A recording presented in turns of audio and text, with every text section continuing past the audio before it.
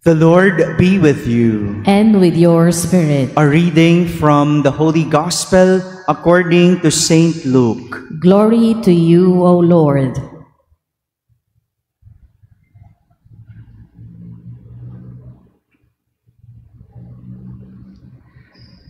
The scribes and Pharisees said to Jesus, "The disciples of John the Baptist fast often and offer prayers, and the disciples of the Pharisees do the same.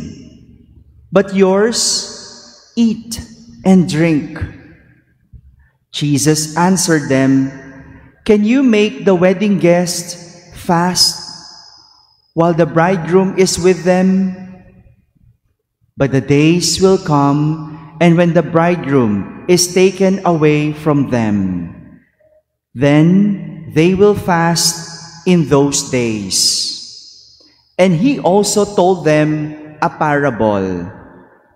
"No one tears a piece from a new cloak to patch an old one. Otherwise, he will tear the new, and the piece from it will not match the old cloak. Likewise, no one pours new wine into old wineskins. Otherwise, the new wine will burst the skins, and it will be spilled, and the skins will be ruined. Rather, new wine must be poured into fresh wineskins, and no one who has been drinking old wine desires new. For he says, the old is good." My friends, the Gospel of the Lord. Praise to you, Lord Jesus Christ. Good morning, my dear brothers and sisters. Our readings today are teaching us how to relate with one another. How to relate with one another. Learn this, and surely you will have a good relationship either with your partner, with your friends, family, and even the people you do not know. Subukan mo lang, matutunan ito. Maayos ang relasyon yung mag-asawa. Just try. In our first reading, St. Paul is telling the Corinthians to look at them as servants of Christ and stewards of the mysteries of God. Servants and stewards. Backstory muna tayo. Why did Paul say that? Paul, during that time, had a difficult relationship with the Corinthians. Bringing the gospel and teachings of Jesus to them was a challenge. Talaga naman, ang hirap magturo. Ang hirap mangaral. Ano po? Hello, parang ganyan, ang hirap, no? Wala kang kausap, nakatulala lang sa iyo, hindi mo alam kung naiintindihan ka. Yan, ganyan. Araw-araw, ganyan ang nararamdaman ko. Ang hirap. Oh, yung iba siguro tulog pa yung diwa. O magsisimba ng umaga, tulog naman. O ano kaya yun? Oh, ang hirap. Bilang magulang, I know, ang hirap mangaral. Hindi mo alam kung natututo ba yung mga anak mo. Tama? Oh, ganyan din eh. Oh, parang ganyan. Oh, hindi mo alam kung nakikinig. Oh, ang hirap. Ang hirap maging pare. Kasi sabihin mo, huwag magnakaw. May magre-react. Oh, magagalit sa'yo. Oh, ang hirap maging boss, di ba? Sa opisina, kapag ikaw yung nagsasabi, oh, ayusin ang trabaho. Oh, ano tingin sa'yo? Kontrabida. Di ba ganyan? Oh, sa trabaho, HR, ang tingin, mahigpit. Oh, ito namang HR na to, 10 beses lang ako na late, suspended agad. Wow. 10 beses na late, di ba? Ang hirap mangaral. And yan ang lagay ni Saint Paul sa mga taga-Corinthians. Kasi pag nangangaral siya, masama ang tingin sa kanya.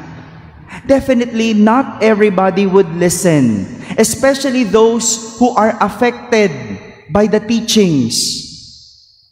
But those who listened have changed their lives and became followers of Jesus. Yung mga nakikinig sa pangaral, tumutuwid ang buhay. Yung mga sumusunod sa pangaral, nagiging maganda ang buhay. Pero yung mga hindi nakikinig at mga laging apektado, yan, sila yung mga nagkikriticize at humuhusga kay San Pablo. They criticize and judge Saint Paul. And so, to these people, he addressed his statement to treat and look at him as servant of Christ and steward of the mysteries of God. Huwag kayong magalit sa akin. Sabi niya, tingnan niyo ko bilang lingkod ng Diyos, bilang katiwala ng Diyos. I already discussed what a servant is. Remember last Wednesday, for those who attended the Mass last Wednesday, I told what a servant is. But this time, let's discuss what a steward is.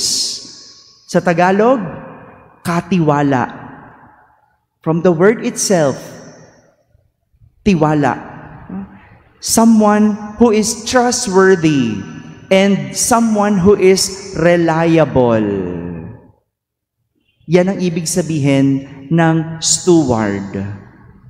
But the person who could determine the trustworthiness and reliability of the steward is who?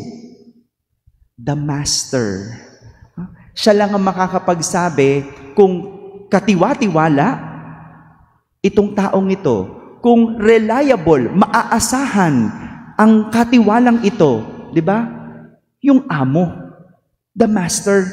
So, Saint Paul, being a steward of God, his master is, hello. O, di ba? Sabi ko na hindi ko alam kung nakikinig ba to eh. Who is the master of Saint Paul, being a steward of God? God. Okay? Hindi ko alam. Naintindihan ba ako? So therefore, Saint Paul urged the people who do not believe and listen to him not to judge him, for he is not liable to them. Huwag niyo akong husgahan. Ako'y katiwala lang ng Diyos. Anyway, hindi naman ako liable sa inyo. Liable ako sa Diyos. You are not the one who will determine if I am trustworthy, but God. Siya nga hindi niya masabi kung katiwa-tiwala ba siya. Di ba ganun minsan? No? Katiwa-tiwala ba ako? At ako ang pinagkatiwalaan? Ano kaya nakita ng boss ko? Ba't ako ang nilagay bilang manager? Magtitiwala siya sa akin? Ano kaya ang nakita niya sa akin? At katiwa-tiwala ako? Ano kayang nakita niya sa akin at maaasahan ako? Siya nga hindi niya alam. Hindi niya makita kung anong katiwa-tiwala sa kanya. Kaya sa halip na husgahan niyo ako, ipagpasa Diyos niyo na lang at hayaan ang Diyos humusga. Anyway, Saint Paul also said, the Lord will bring to light what is hidden in darkness and will manifest the motives of our hearts. Huwag kayong mag-alala. Hindi niyo ako kailangang husgahan kasi ilalantad ng Diyos ang mga bagay na itinatago ko ng lihim at ipapakita sa lahat. Kung meron man akong ginagawang masama, huwag kayong mag-alala. Ilalantad yon ng Diyos. Malalantad iyon sa lahat. Kaya hindi nyo ako kailangang husgahan. You see the lesson? This is how we relate with people. No judgment at all. Sa panahon ngayon, ang daming hindi na pagkakaunawaan dahil ang pinagmumulan ay ang panghuhusga. Hindi lang umuwi ng maaga o ano nang inisip nung asawa o ng bababae itong asawa ko. Huwag ka munang manghusga. No, baka naman nag-overtime. O, tanungin mo muna, mag-usap muna kayo. Ang likot ng isip eh. O, sa panahon ngayon, hindi ka lang ngumiti. Ang sasabihin ng tao, masungit. O, ganyan ngayon eh. Suplado. Di ba? Noon, pagka hindi ka ngumiti, baka may problema. Baka may pinagdadaanan. Noon, kapag morena, sasabihin, wow, Pilipinang-Pilipina, Pinay beauty. Pero ngayon, pag morena, ano tingin? Hindi ko na alam. Ayoko mag-judge. Baka ako'y, Pero pagka mistisa, pag maputi, ano tingin? Kayo na humusga. No? May kanya-kanya tayong judgment. Tama ba? And this is what the parable of the old and new that Jesus is telling His disciples in our gospel. Sabi ni Jesus sa parable, no one tears a piece from a new cloak to patch an old one. Otherwise, he will tear the new, and the piece from it will not match an old cloak. Di ba? Parang damit na bago na halimbawa na butas. Hindi mo tatagpian ng lumang tela. Kasi hindi bagay. Diba? Yung telang makutim-kutim, tas ang puti-puti. Pag tinagpi mo, hindi match. Ano itatagpi mo? Dapat bagong tela din. Yung kakulay din. Diba? Bagong tela. So, anong ibig sabihin nito? In a simpler sense, old to old, new to new. Kapag luma yung tela, lumanap ka ng luma rin na tela para match sila. Kaya, kung titignan natin, yung konteksto sa aral, sa lesson na no judgment, hindi tugma ang ating mga hatol sa isa't isa. Kaya hindi tutugma yung isang hatol dahil hindi ito tugma sa ating hinahatulan. Gaya ng hindi mo pwedeng sabihing pangit ang morena at maganda ang maputi sa isang foreigner na ang gusto ay morena. Di ba? Magkaiba kayo ng hatol. Magkaiba tayo.